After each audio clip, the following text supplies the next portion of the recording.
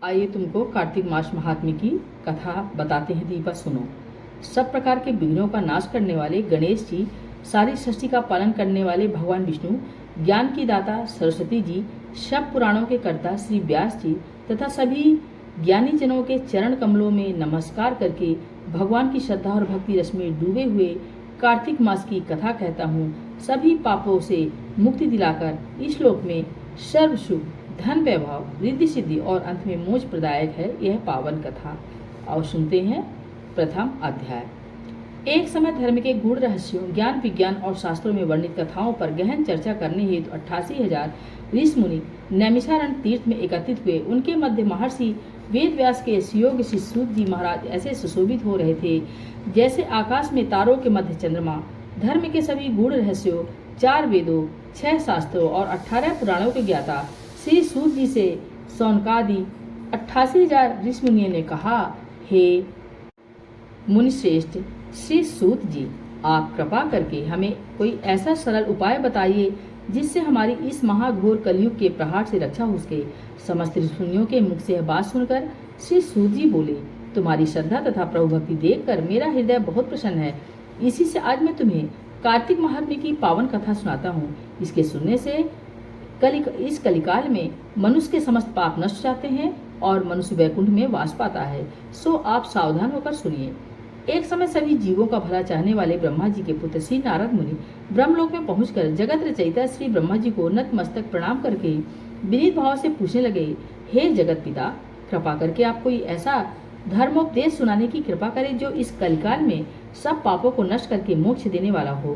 नारद जी की श्रद्धायुक्त बात सुनकर ब्रह्मा जी बोले, हे पुत्र, तुमने संसार के कल्याण हेतु यह बात पूछी है। तुम्हारी भगवान के चरणों में सच्ची श्रद्धा और भक्ति देखकर आज मैं तुम्हें कार्तिक मास का पावन महात्म्य सुनाता हूँ, जिसके पढ़ने और श्रवण करने से मनुष्य के समस्त पाप नष्ट जाते हैं और वह इस संसार से सुख भोग कर अंत में वैकुंठ धाम को प्राप्त होता है। यह कार्तिक मास भगवान को अत्यंत प्रिय है। कार्तिक मास में किया हुआ व्रत, दान, नियम, संयम, पूजा पाठ, कथा श्रवण और भगवान के नाम का जप व कीर्तन अत्यंत फल प्रदान करते हैं। कार्तिक मास में भगवान का गुणानुवाद सब प्रकार से फलदायक होता है। कार्तिक मास में भगवान के प्रति किया गया प्रत्येक धार्मिक व्रत सबसे बढ़कर फल देता है। इससे बढ़कर कोई तप और यश नहीं है। तुमने संसार की भलाई के लिए है उत्तम प्रश्न किया है। सो मैं कार्तिक मास के महात्म्य की पुण्यदायिनी कथा कहता हूँ। अब तुम श्रद्धायुक्त और सावधान होकर सुनो। कार्तिक स्नान करने वाले मनुष्य को प्रातःकाल ब्रह्म मुहूर्त में उठकर शौच आदि से निवृत्त होकर 12 अंगुल लंबी सुगंध युक्त वृक्ष का दातुन करना चाहिए। परंतु याद रहे कि श्राद्ध, सूर्य अथवा चंद्र ग्रहण और एकम अमावस्या, छठ, नवमी, एकादशी और रविवार को दातुन नहीं करनी चाहिए। जिस दिन दातुन न करनी हो उस दिन पानी से 12 कुल्ला करके मुंह को खूब साफ कर लेना चाहिए। जब 2 घड़ी रात्रि शेष रहे तब काले तिल, चंदन, चावल, पुष्प या कुशा लेकर तालाब, कुंड, नदी, संगम अथवा किसी भी तीर्थ स्नान पर जाए।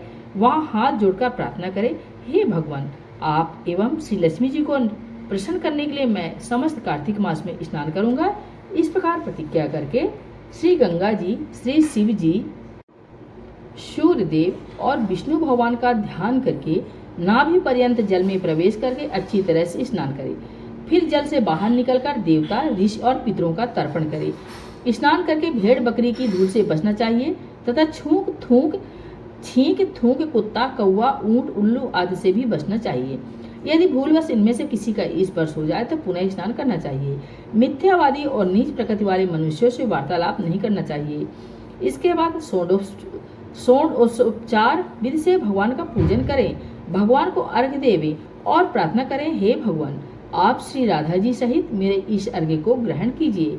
इस प्रकार प्रार्थना करके आवाहन, पद्म, अर्घ्य, आचमन, स्नान, वस्त्र, चंदन, अक्षत, पुष्प, धूप, दीप, नैवेद्य, तांबूल, पुंगी फल, दक्षिणा, नमस्कार, ये 16 चीजें मूर्ति को अर्पण करते हुए तुलसी की मंजरी से भगवान की षोडशोपचार पूजा आराधना करनी चाहिए। बोले भगवान विष्णु की जय। इति प्रथम अध्याय समाप्त।